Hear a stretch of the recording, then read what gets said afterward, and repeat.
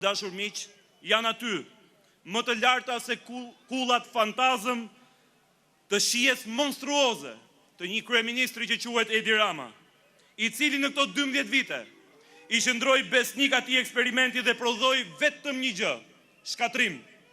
Na shkatroi 12 vite të shtrenjta jete, shkatroi ekonominë, shkatroi familjet, shkatroi Shqipërinë.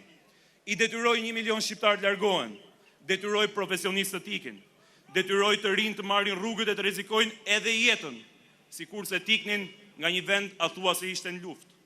Por Edi Rama bëri dhe më shumë.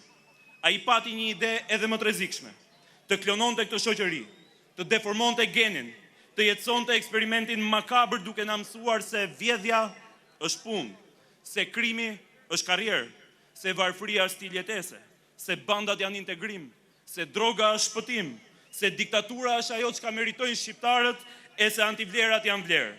Ky ishte plani i tij, të na bëjë të durojmë atë që na shkatron, ose për ndryshemi, ne duhet të largohemi.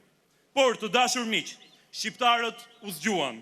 Zoti që i bekoi me natyrën u ado shqiptarëve shpirtin, ndaj e gjetët njëri tjetrin, ngjetët të gjashmit tuaj dhe gjithu ngritët bashkë.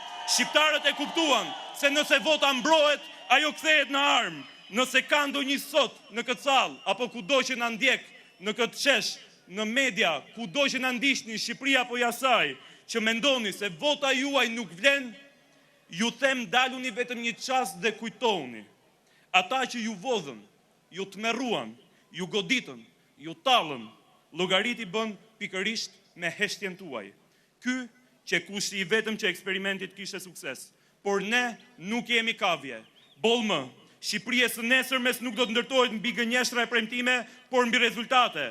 Programi Partisë Demokratike është i realizueshëm, i prekshëm për vetëm 100 ditë, për çdo grup mosh, komunitet apo shqiptar. Me fitoren e Partisë Demokratike pas 11 majit, ne do të vendosim minimumin jetik prej 200 eurosh për çdo shqiptar. Do të rrisim pensionet me 20%. Rroga minimale do të jetë 500 euro. Rroga mesatare do të rritet 1200 euro. Karta e konsumatorit do të hyjë në fuqi. Do të ketë një pagesë kujdestarie dhe sigurimesh për personat me aftësitë kufizuar. Çmimi i energjisë elektrike do të ulet në vetëm 7 lekë për kilowatt-orë. Çmimi i naftës do të ulet me 35% e do të falen gjitha gjobat për energjinë dhe ujin e pishëm. Miqt e mi, fitoria jonë nuk është fundi, por është vetëm fillimi. Meritokracia, transparenca, llogaridhënia do të rikthehen në limfën shtetare si përbërësit jetik të shtetit ligjor dhe demokracisë. Kjo të dashur miq nuk është fitoria e një partie politike, por e gjithë Shqipërisë, jo asaj parcelave me ashash, inceneratorëve fantazëm, krimit në pushtet, emigracionit masiv, skemave 5D apo 5B. Kjo nuk është vetëm një zgjedhje, është një çlirim, është një kthes, është dita jonë. Është dita e Shqipërisë madhështore mbi pasaportën e rënimit që prodhoi Edi Rama këto 12 vite. Dhe dashur miq, me që jemi ke pasaporta e rënimit, ftoj sot çdo qytetar shqiptar që ditën e diel të bashkohet me Partinë Demokratike për ta grisur një herë mirë pasaportën e narkoshtetit të Edi Ramës.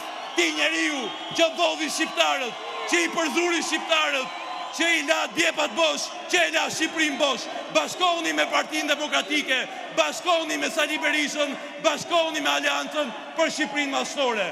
Fitore, fitore, fitore!